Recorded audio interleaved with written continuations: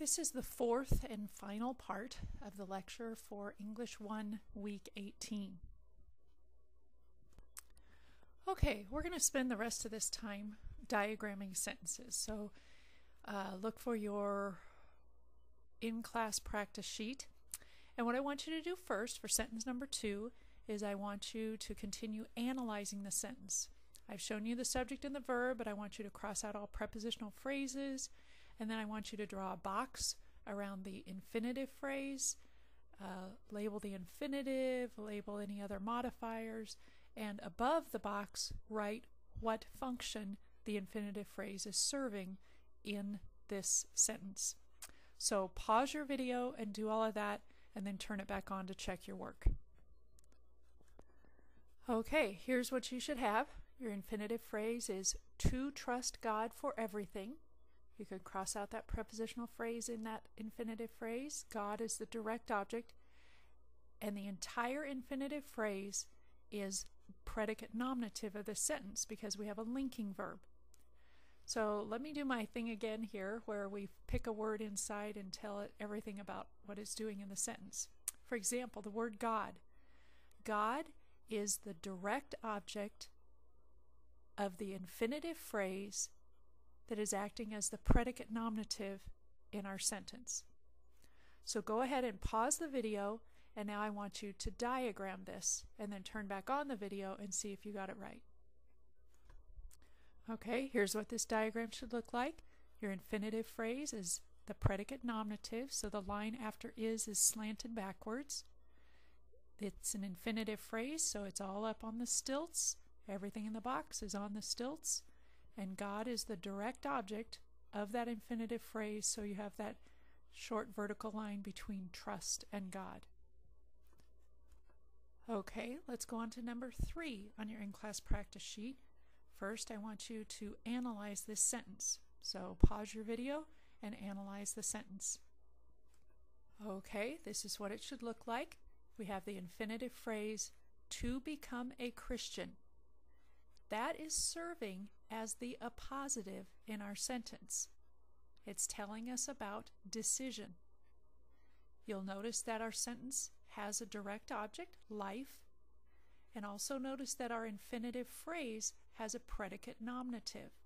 Again, it's a predicate nominative instead of a direct object because the verbal become, that verb can sometimes be a linking verb.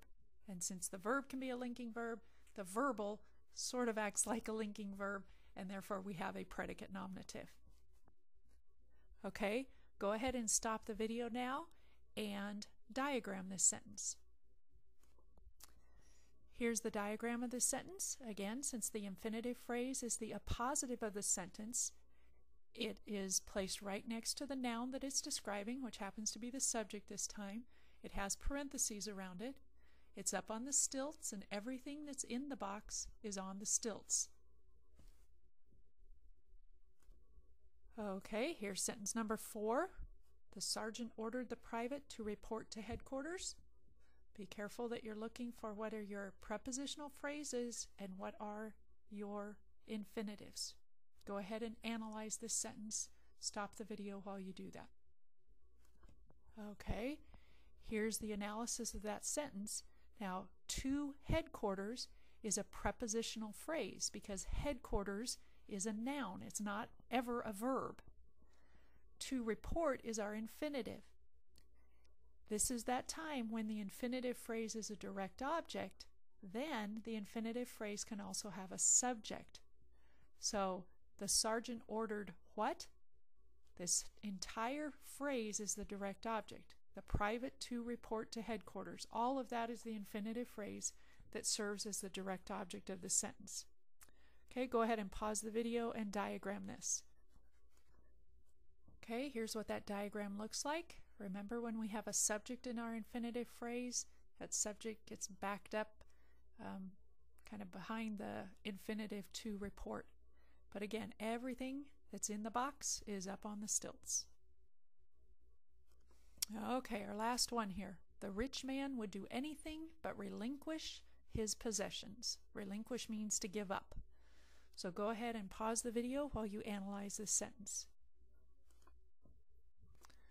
Okay, this one was a little tough because the word to in our infinitive was left out.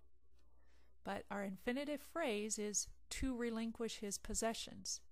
All of that is following the preposition but, and so that infinitive phrase is serving as the object of the preposition. Go ahead and pause the video and diagram this one. And here's what this diagram looks like. Again, we have a prepositional phrase, so we go down below the sentence, the main part of the sentence. We put the preposition but on the slanted line, and then everything in the box is up on the stilts. Since the word to is not actually stated in the sentence, we have the X there. Okay, one last thing. Just wanted to show you what your writing assignment's going to look like. It's very similar to last week, where you're going to be writing infinitive phrases. Okay, remember it's a phrase, not just one word, and not just the to paint or to sleep. That's still considered the infinitive, not the infinitive phrase. So you're going to be writing infinitive phrases that serve as each of these different parts of speech that are all nouns.